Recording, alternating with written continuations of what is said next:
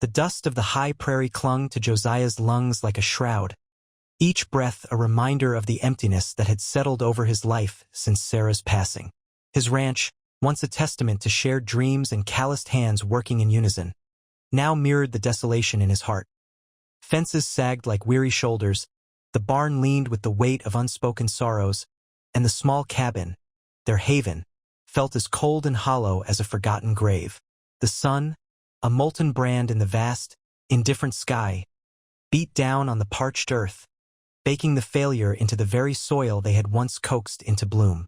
He moved through his days like a ghost in his own life, the silence of the plains amplifying the silence Sarah had left behind, a silence so profound it ached in his bones. His grief was a raw, untended wound, and the land, unforgiving in its neglect, offered no solace, only the stark reflection of his own withering spirit. He was a man drowning in slow increments, the waters of loneliness and despair rising steadily, and the thought of another winter alone, another season of barren fields and a barren heart, was a prospect more chilling than any mountain blizzard. He'd heard whispers, dark and desperate, carried on the wind from less reputable corners of the territory, whispers of women sold, of families bartering flesh for survival. It was a thought that had once turned his stomach, a depravity he couldn't fathom. Yet now, in the deepest recesses of his despair, a seed of desperate pragmatism had taken root. He needed help, hands to work the land, a presence to push back the encroaching shadows, but the very idea of bringing another woman into Sarah's home felt like a betrayal so profound it bordered on sacrilege. Yet, the ranch was dying, and with it the last vestiges of the life he and Sarah had built. The decision, when it finally formed from the mire of his anguish, was less a choice and more a surrender to the inevitable, a last, desperate grasp at a lifeline, however tainted, however fraught with shame. He would go, he would see, he would do what had to be done, telling himself it was for the ranch, for Sarah's memory, even as a colder, more honest voice whispered it was simply to survive the crushing weight of being utterly alone. The wind carried the scent of rain that never came, only the dry, gritty taste of his own compromise, a taste that would linger long after any transaction was made, a constant, bitter reminder of how far he had fallen from the man Sarah had loved. The man he himself had once been, before the world had tilted on its axis and thrown him into this endless, sun-scorched purgatory where right and wrong blurred into the hazy horizon. His shadow stretched long and gaunt before him as he finally mounted his horse, a solitary figure against a landscape that offered no comfort, only the hard, unyielding truth of his predicament. Elara felt Lyra's hand tremble in hers, a small, bird-like tremor that spoke volumes of the terror coiling in her own stomach. The wagon jolted over the rutted track, each bump a physical manifestation of their descent into an unknown, terrifying future. Their stepmother, Martha, sat opposite them, her face a mask of cold indifference, her eyes, like chips of obsidian, reflecting nothing of the fear and despair that radiated from the twin sisters huddled together on the rough wooden bench. Martha had always been a creature of calculated cruelties, her words like shards of glass, her presence a constant, suffocating weight since their father's untimely death had left them in her uncaring charge. But this was a new nadir of her avarice, a betrayal so absolute it stole their breath. Sold? The word echoed in Elara's mind, a vile, branding iron hiss that seared itself onto her soul. They were chattel, livestock to be bartered for a few dollars, their lives, their futures reduced to a grubby transaction. Lyra, always the more fragile, leaned her head against Elara's shoulder, silent tears tracing pathways through the dust on her cheeks. Elara tightened her grip, a fierce, protective surge momentarily eclipsing her own fear. They had only each other, two halves of a whole, their bond forged in shared sorrow and the quiet understanding that passed between them without need for words. Their shared chestnut hair, usually braided with care, was now disheveled, their simple dresses, patched but clean, felt like burial shrouds. Martha had offered no explanations, only curt commands and a sneer that promised further misery if they dared to disobey. The journey had been a blur of harsh landscapes and harsher silences, punctuated only by Martha's occasional sharp remark or the creak of the wagon wheels grinding their hopes into the dust. Elara watched the passing terrain, the stark, unforgiving beauty of the plains, and wondered if this land would be their prison or their grave. Who was this man, this stranger who would buy them? What life awaited them? The question swirled in her mind, a maelstrom of dread. She thought of their mother, long gone, her gentle hands and loving smile a distant, painful memory. What would she think of her daughters now, reduced to this? The shame was a physical ache, a tightening in Alara's chest that made it hard to breathe. She tried to project an image of strength for Lyra to be the steadfast one, but inside she was crumbling. The sun beat down, relentless, mirroring the cold fire of Martha's gaze. Each mile brought them closer to an abyss, and all Alara could do was hold Lyra's hand and pray to a heaven that felt as distant and unyielding as the hard, blue sky above. Their only currency was their shared existence, a silent vow to face whatever came, together. This man, their buyer, she pictured him as a monster, a leering brute, and the thought sent a fresh wave of nausea through her. The world had become a cruel, predatory place, and they were the prey, helpless and exposed. The meeting point was a dilapidated way station, a solitary carbuncle on the vast, empty face of the prairie, smelling of stale beer, desperation, and unwashed bodies. Josiah dismounted, his gut churning with a mixture of self-loathing and a grim resolve. He'd left his heart, or what remained of it, back at the ranch with Sarah's ghost. This was business, a grim necessity, he told himself, though the words felt hollow, false. He saw them then, Martha, her face as hard and unyielding as the Dakota Badlands, and behind her, two figures, slight and shadowed, almost blending into the weathered wood of the station wall.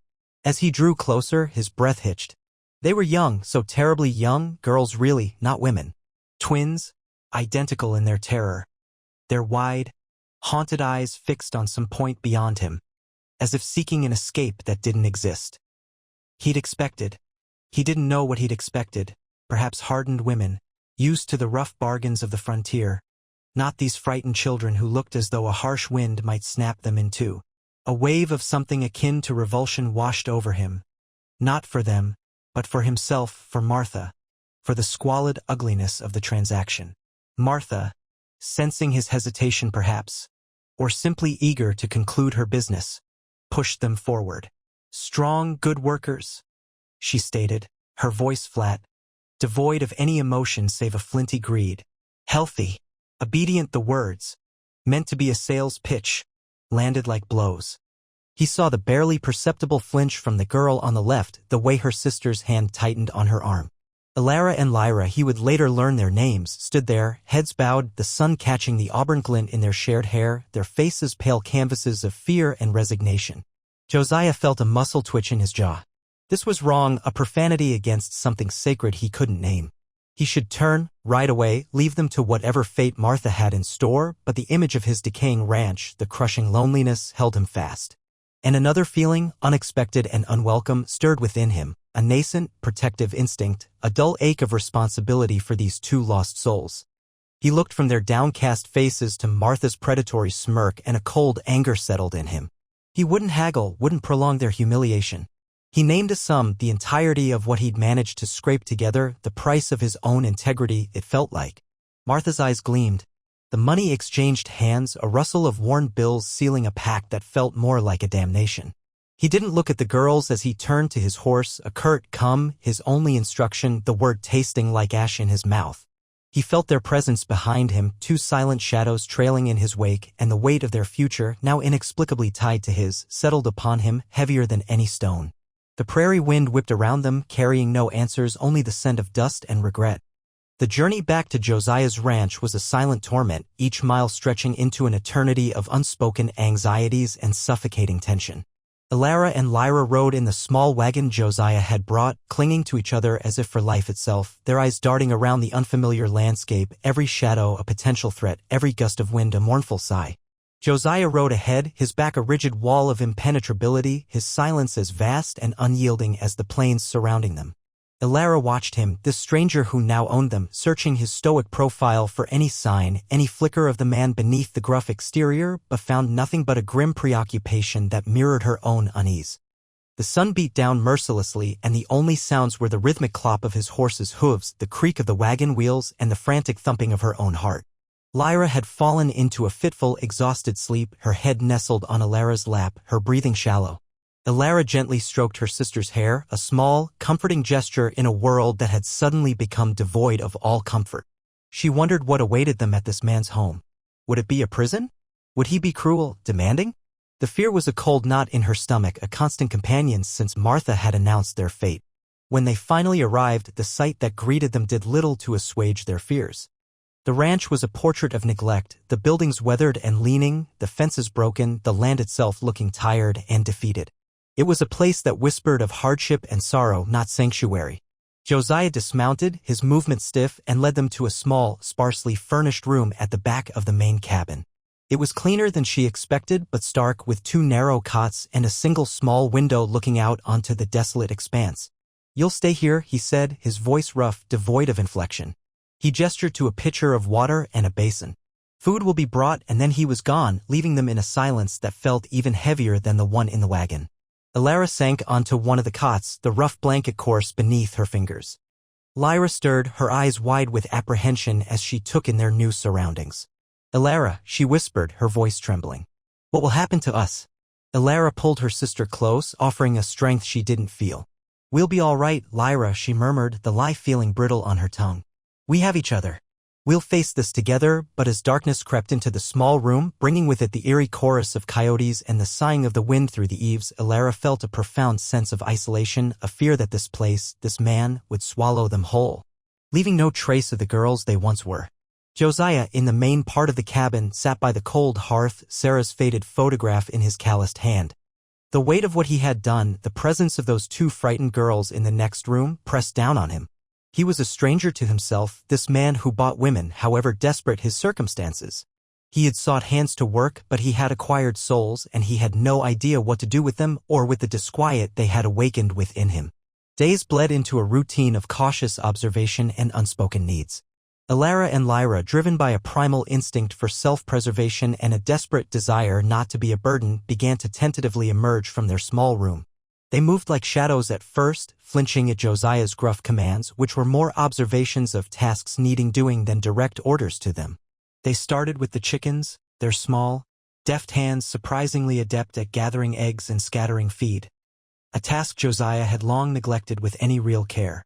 They mended torn linens with neat, almost invisible stitches, their heads bent close together, whispering in voices too low for him to catch.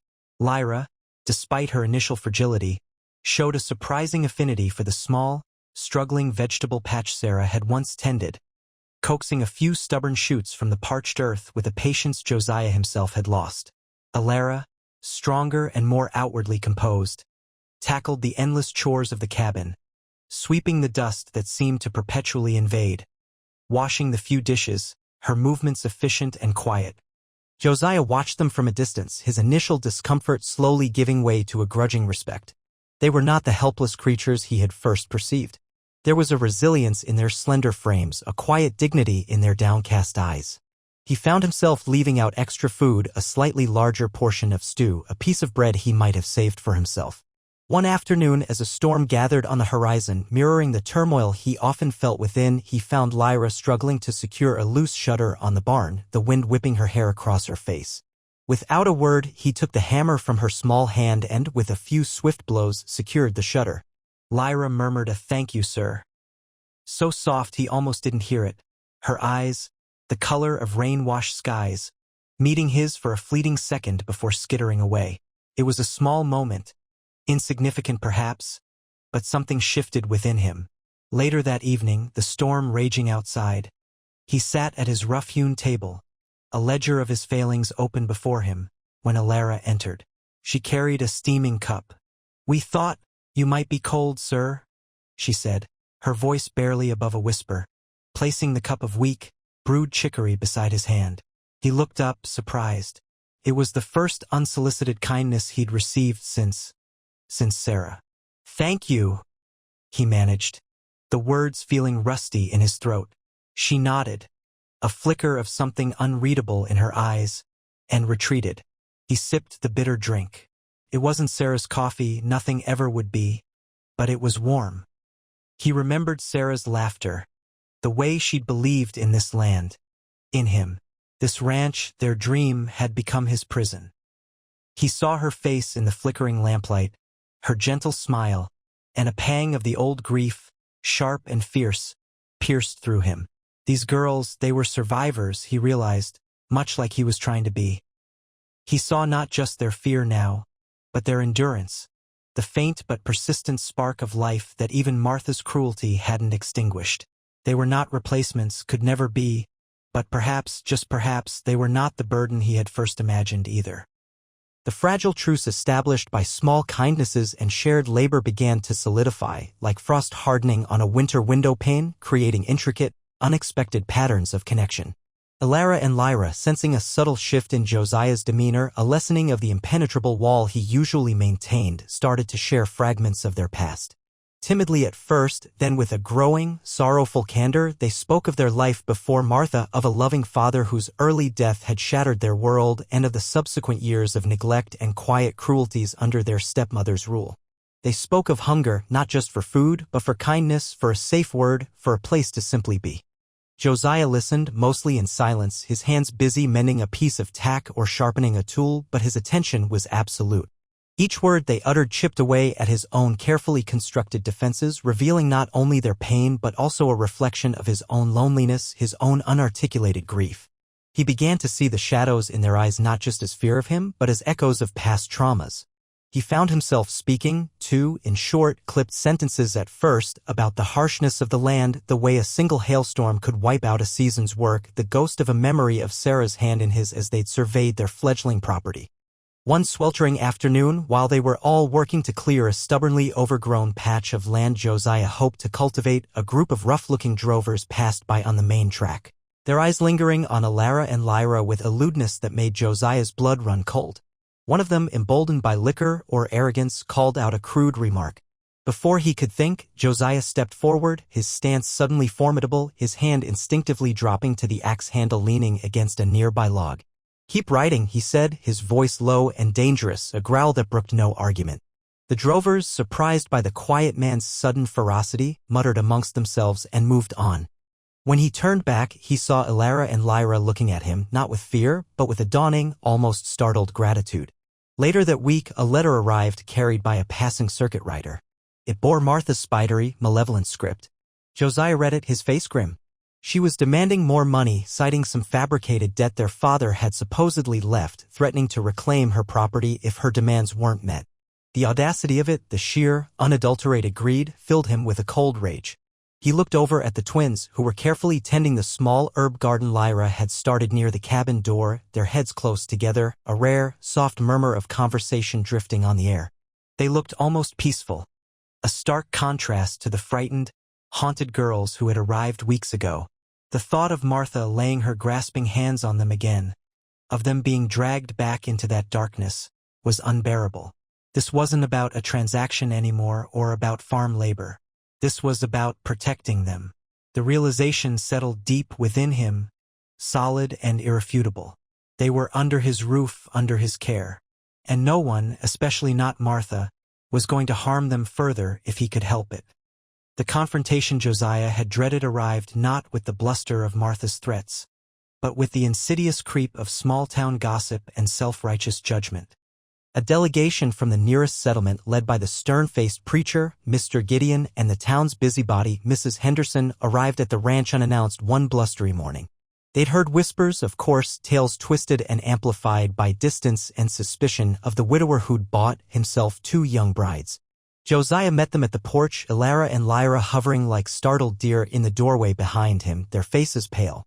Mr. Gideon, his Bible clutched like a weapon, spoke of propriety, of moral decency, his eyes condemning Josiah before a word of defense could be uttered.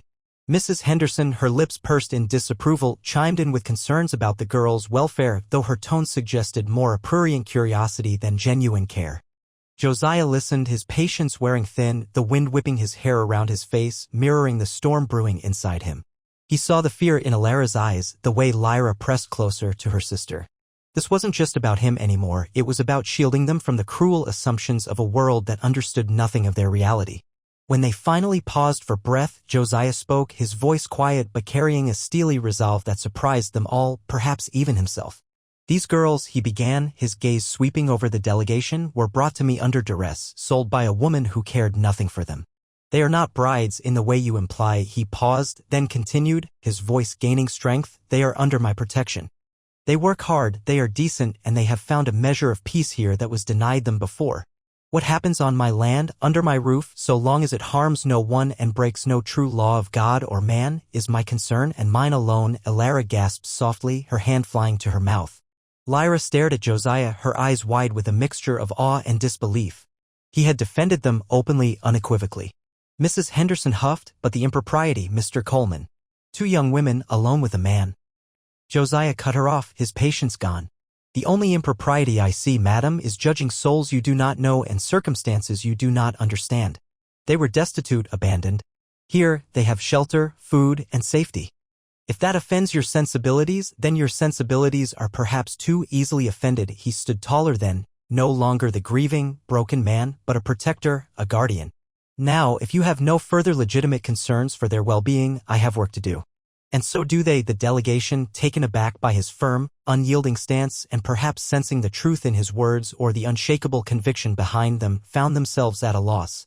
After a few more sputtering protests, they retreated, their mission of moral correction thwarted. Josiah watched them go, then turned to Alara and Lyra. The fear in their eyes had been replaced by something else, something akin to trust, profound and deeply moving. He simply nodded, a silent acknowledgement of the line he had drawn in the sand for them and for himself. That day, something fundamental shifted. The invisible chains of the transaction had begun to rust, and in their place, the first tentative links of a different kind of bond were being forged, not of ownership, but of shared sanctuary. The early snows came with a vengeance that year, a white fury that swept across the plains, isolating the ranch for weeks on end. The wind howled like a banshee, piling drifts against the cabin and barn, transforming the familiar landscape into an alien, frozen wasteland. It was a hardship that tested them all, pushing them to the limits of their endurance, but it was also a crucible, forging their nascent bonds into something stronger, more resilient. The small cabin became their entire world. Josiah, Alara, and Lyra worked in tandem, their movements becoming a practiced choreography of survival.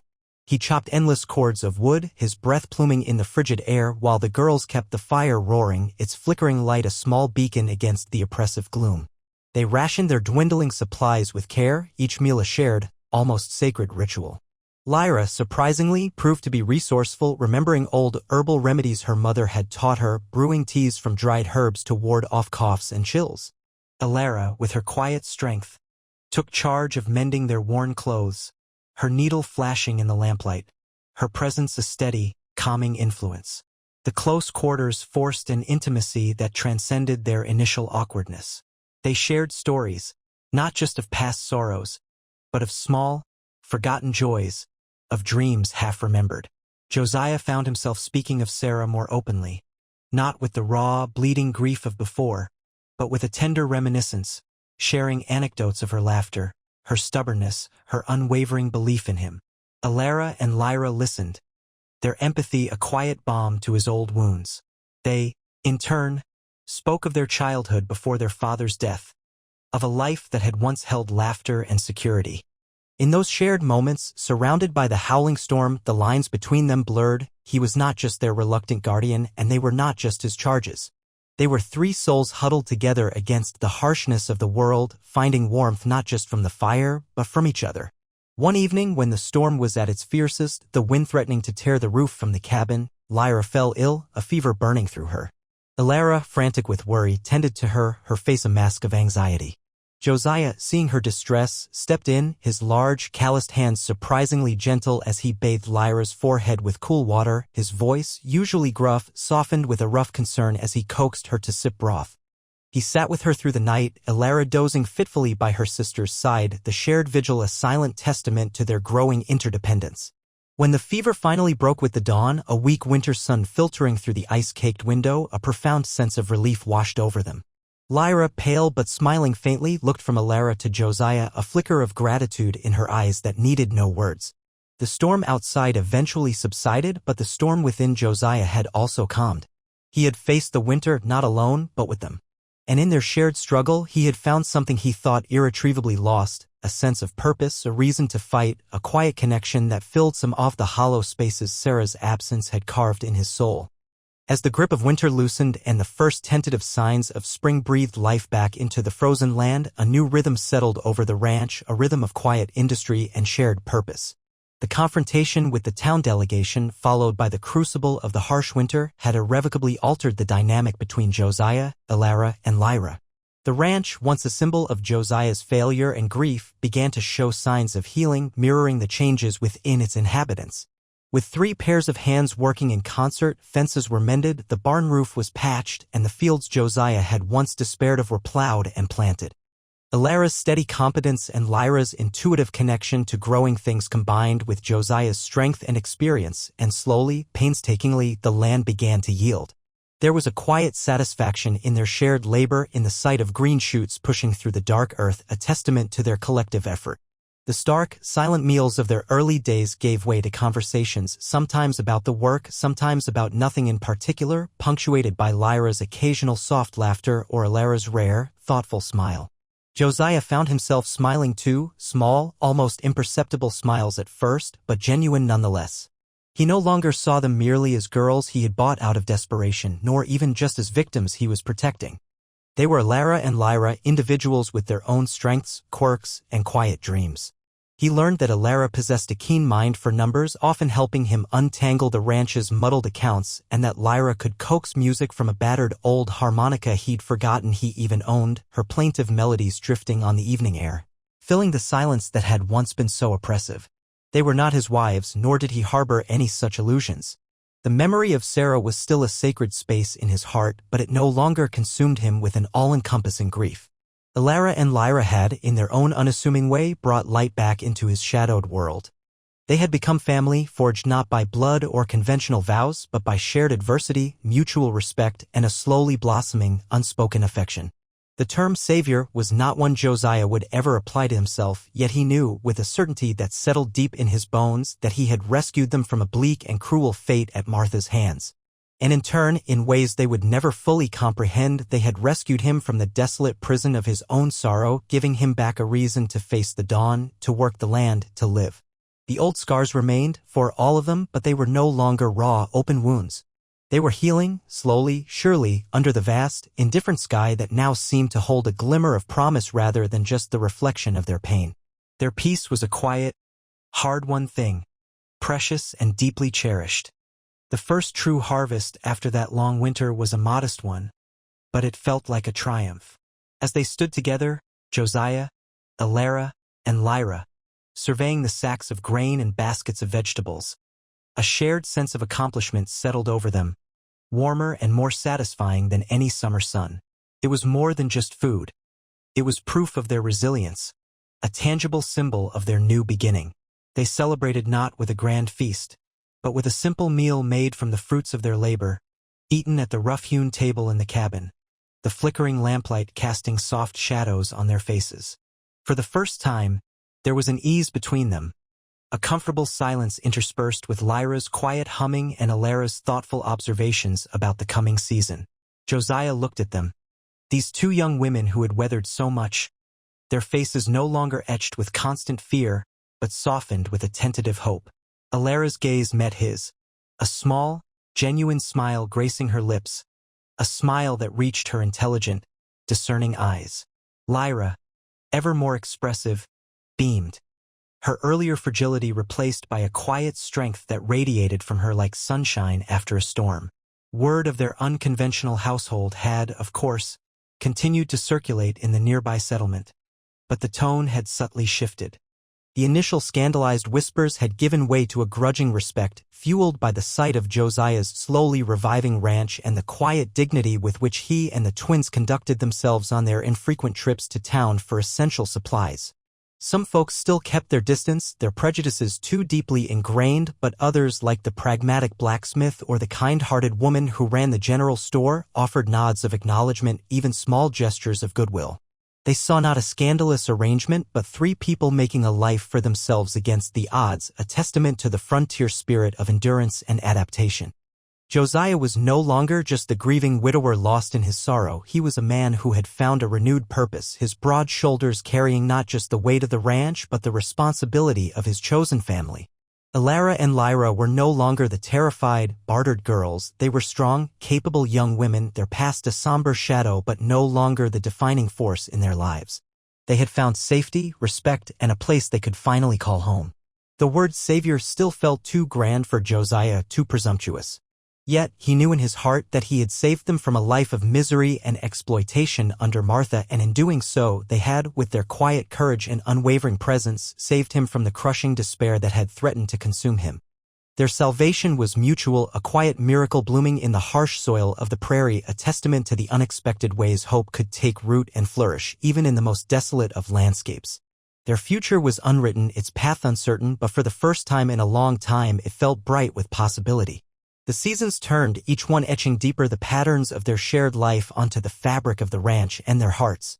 The harsh winds of winter gave way to the gentle breath of spring, summer's fierce sun ripened their crops, and autumn painted the prairie in hues of gold and russet.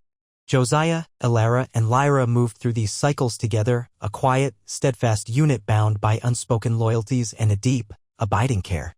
The ranch thrived under their collective efforts, no longer a place of sorrow and neglect, but a small, vibrant testament to resilience and hard work. Laughter, once a foreign sound within the cabin walls, now echoed softly, often prompted by Lyra's gentle teasing or a shared moment of accomplishment. Elara's keen intellect found an outlet in managing the ranch's meager finances and planning for future improvements, her quiet competence a bedrock for their small enterprise. Josiah, his grief for Sarah now a gentle ache rather than a gaping wound, found a quiet contentment in their presence, a warmth that had seeped back into his life, chasing away the deepest shadows. He was their protector, their mentor, their friend, and in their eyes he saw not judgment or pity but respect and a growing, familial affection. They were his anchors, grounding him to the present, giving him a future to strive for. He had, indeed, become their savior from a life of certain misery, but they, in their turn, had been his.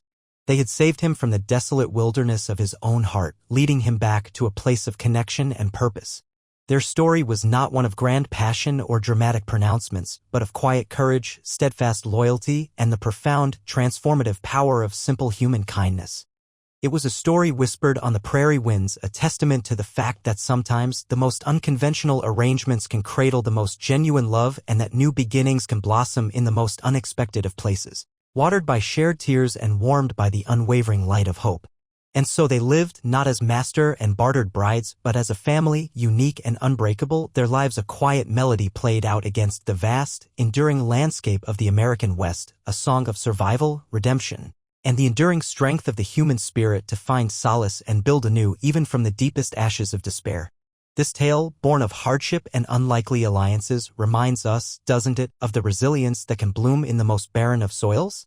Have you ever witnessed a situation where initial despair gave way to unexpected strength and connection?